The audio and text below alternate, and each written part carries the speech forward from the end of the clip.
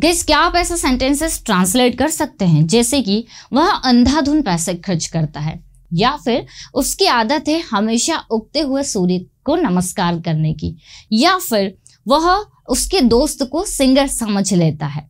So guys, जब भी हम इसी तरह के सेंटेंसेस बनाते हैं तो हम जब उसे हिंदी से इंग्लिश में ट्रांसलेट करते हैं तो प्रॉब्लम आ जाती है, समझ नहीं आता क्या वर्ब यूज करें, कैसे ट्रांसलेट करें। सो इन चीज़ों को ध्यान में रखते हुए मैं आप लोगों के लिए लेकर आई हूँ कुछ इंपॉर्टेंट इडियम्स एंड फ्रेजेस, जिसको पढ़ने के बाद में इस तरह के सेंटेंसेस आप लोग बहुत ही आसानी से ट्रांसलेट कर पाएंगे। आपको करना यह है कि वीडियो के एंड तक बने रहना है और मेरे साथ साथ प्रैक्टिस करते चलना है, क्योंकि हमेशा की तरह ये वीडियो आप लोगों के लिए बहुत ही नया और इंटरेस्टिंग होने वाला है। जब आप मेरे साथ प्रैक्टिस करेंगे तो ये आपको उसी समय लर्न हो जाएंगे, जिससे कि आपको हेल्प मिलेगी इनको अपनी प्रैक्टिकल कॉन्वर्सेशन में यूज करने की। सो गाइस, वीडियो के एंड तक बने रहिए। Let's begin. सो गाइस, अगर हम लोग बात करें हमारे सबसे फर्स्ट इडियम की, तो दिया हुआ यहाँ पर टेक एडवांटेज ऑफ। देखिए, टेक एडवांटेज ऑफ का मीनिंग होता है गाइस फायदा उठाना। ओके, अब देखिए, कभी कभी हमारे सामने कुछ ऐसे वर्ब्स आ जाते हैं जो हम इंग्लिश में ट्रांसलेट नहीं कर पाते, क्योंकि उसके लिए हमें पर्टिकुलर वर्ड का पता होना जरूरी है। अब हमें पता चल गया कि टेक एडवांटेज ऑफ का मीनिंग होता है फायदा उठाना। जैसे कि मैंने कहा कि तुम्हें उसका फायदा नहीं उठाना चाहिए, you should not take advantage of that, मतलब उस चीज का।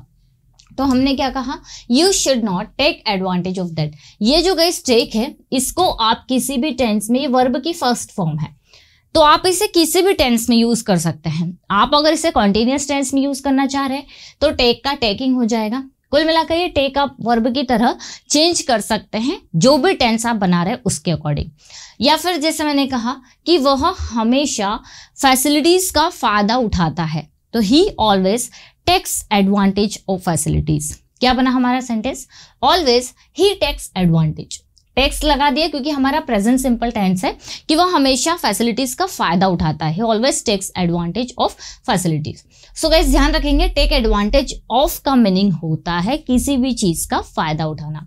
नेगेटिव में भी बना सकते हैं, जैसे don't take advantage of that, उसका फायदा मत उठाओ, है ना। तो आप चाहे तो नेगेटिव में या पॉजिटिव में। गाइस, नेक्स्ट हमारे पास है टेक समवन फॉर, मतलब किसी को गलत समझ लेना या किसी और को कुछ और समझ लेना। जैसे आपने मान लीजिए कि कोई रस्सी देखी और आपने कहा यार मैंने रस्सी को सांप समझ लिया, उसने तुम्हें मेरा फ्रेंड समझ लिया या समझ लेता है। टेंस के अकॉर्डिंग आपका जो टेक है वो चेंज हो जाएगा। मैंने अपने एक स्पेशल स्ट्रक्चर्स की सीरीज में इसे एक्सप्लेन किया हुआ है, जब हम किसी को कुछ समझ लेते हैं। तो यहाँ पर आपको करना ये है कि फॉर के बाद में जैसे यहाँ समवन दिया हुआ है, तो समवन के बाद में आपका ऑब्जेक्टिव कैसा आ जाएगा। जैसे आपको बोलना हो कि मैं उससे अपना फ्रेंड समझ लेती हूँ, या मैंने उससे अपना फ्रेंड समझ लिया। पास्ट जो है, मैंने उससे अपना फ्रेंड समझ लिया, तो हम बोलेंगे I took him for my friend. देखिए, जो आपने समझ लिया वो आप फॉर के बाद लगा देंगे। I took him for my friend, मैंने उससे अपना दोस्त से समझ लिया। उसने रस्से को सांप समझ लिया, तो हमारा सेंटेंस बनेगा ही टुक रोप फॉर स्नेक। जो समझ लिया वो फॉर के बाद, अगर जैसे है सांप समझ लिया तो फॉर स्नेक, दोस्त समझ लिया फॉर फ्रेंड, उसने मुझे सिंगर समझ लिया फॉर सिंगर, जैसे उसने मुझे सिंगर समझ लिया तो he took me for singer, he took me for singer. Clear. Tense आपका कुछ भी हो सकता है, जैसे वहां मुझे सिंगर समझ लेता है तो ही टेक्स मी फॉर सिंगर। तो टेक का आपने क्या कर दिया, टेक्स कर दिया। अकॉर्डिंग टू टेंस आपका जो टेक वर्ब है वो चेंज हो जाएगा।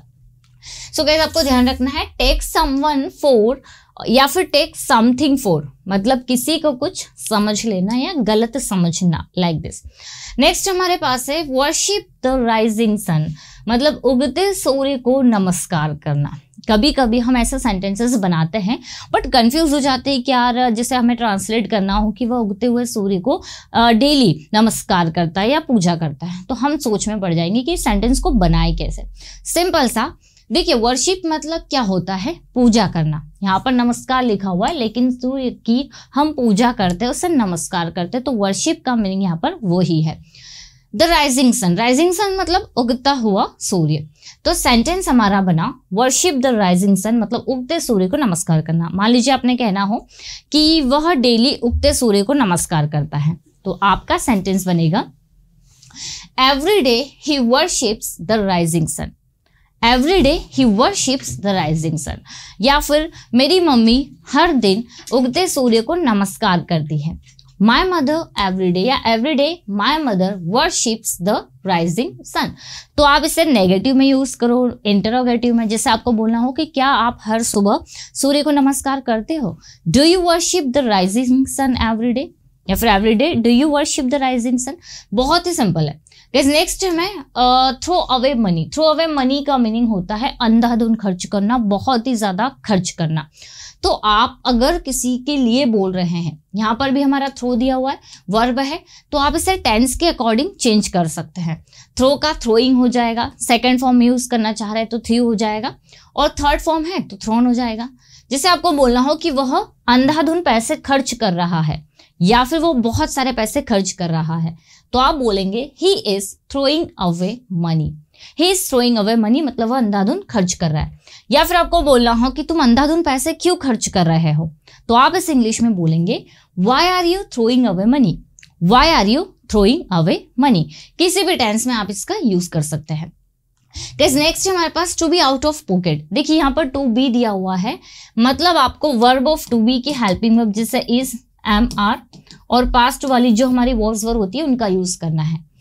आउट ऑफ पॉकेट इसका मीनिंग होता है पैसे नहीं होना। अब मान लीजिए कोई आपसे पैसे मांग रहा है या फिर आप शॉपिंग कर रहे हैं, अब आपके पास में बिल्कुल पैसे नहीं है, आपको उसे बोलना है यार मेरे पास तो बिल्कुल पैसे नहीं है।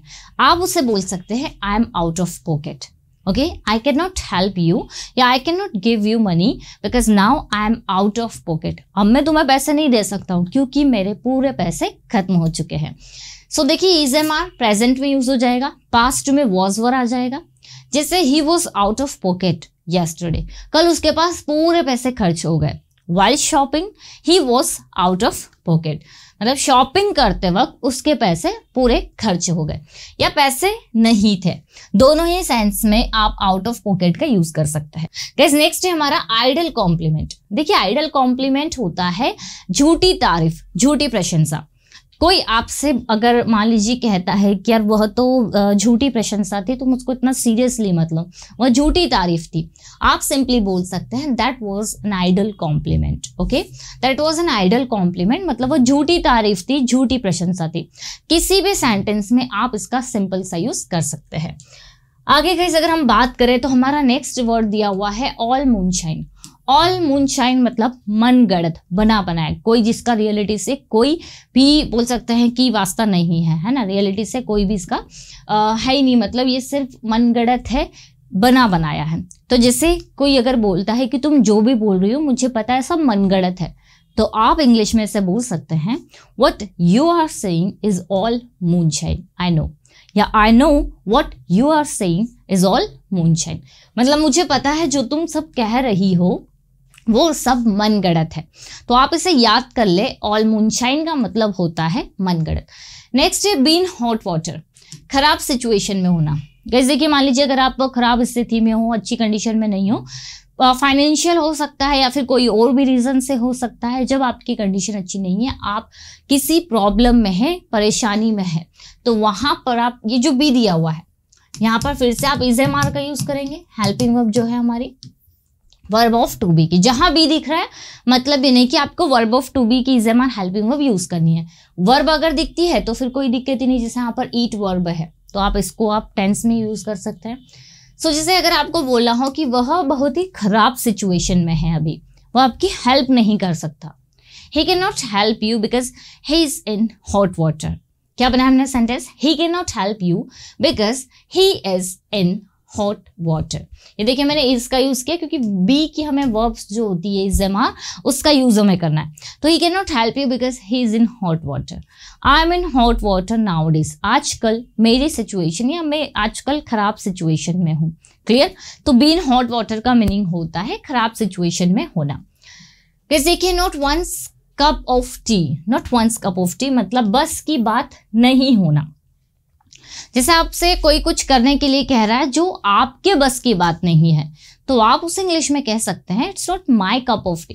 क्या बोलेंगे आप, it's not my cup of tea, मतलब यह मेरे बस की बात नहीं है, आई कैन नॉट डू इट, मैं इसे नहीं कर सकती। सिंपल सा, जब आपको ये बोलना हो कि बस की बात नहीं है या उसके बस की बात नहीं है, it is not his cup of T. बहुत ही सिंपल सा, बहुत ही अच्छा और सबसे ज्यादा यूज होने वाला फ्रेज ये वाला, आप इसे यूज कर सकते हैं अभी के अभी लर्न करके। तो not one's cup of tea मतलब बस का नहीं होना। ईट लाइक अ हॉर्स, बहुत खाना। अब गाइस मान लीजिए कोई ऐसा है जो बहुत ज्यादा खाता है, आप उसके लिए ये वाला फ्रेज यूज कर सकते हैं, ईट लाइक अ हॉर्स। जैसे आपको बोलना है यार वो तो बहुत खाता है, तो आप उसे इंग्लिश में बोलेंगे he eats like a horse. He eats like a horse मतलब वो बहुत खाता है। क्या आप बहुत ज्यादा खाते हो? Do you eat like a horse? Do you eat like a horse, क्या आप बहुत ज्यादा खाते हो? ये ईट को आप किसी भी टेंस में यूज कर सकते हैं। अगर आप कॉन्टिन्यूअस टेंस में यूज करना चाह रहे हैं तो ईट का हो जाएगा ईटिंग। क्लियर। नेक्स्ट है हमारा बटर अप। कैसे कि बटर अप का मीनिंग यहाँ पर मक्खन लगाना नहीं है। बटर अप का मीनिंग एक तरह से मक्खन लगाना तो है, लेकिन किस सेंस में? चापलूसी करने वाले सेंस में। जब आप किसी से कोई मदद चाहते हैं और आप उसकी तारीफ कर रहे हैं झूठी, सिर्फ चाह रहे हैं कि अपना काम हो जाए, उसको बोलते हैं चापलूसी करना।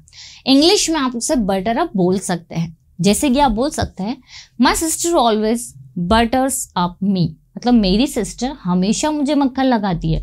मक्खन लगाती है मतलब इन्हीं की चापलूसी करना, ताकि मैं उसकी हेल्प कर दूं, मैं उसकी किसी काम में मदद कर दूं, तो इस वजह से वो मेरी तारीफ करती है या फिर मेरे लिए कुछ अच्छा करती है। राइट। तो बटर अप का मीनिंग होता है गाइस मक्खन लगाना, लेकिन किस सेंस में? किसी की चापलूसी करना। क्लियर।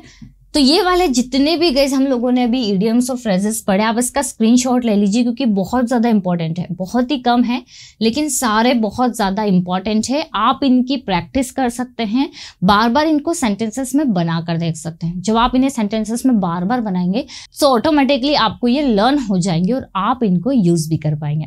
अगर गाइस वीडियो अच्छा लगा है तो एक लाइक कर दीजिएगा। मिलते हैं हम लोग अपने नेक्स्ट वीडियो में। Till then bye bye, take care.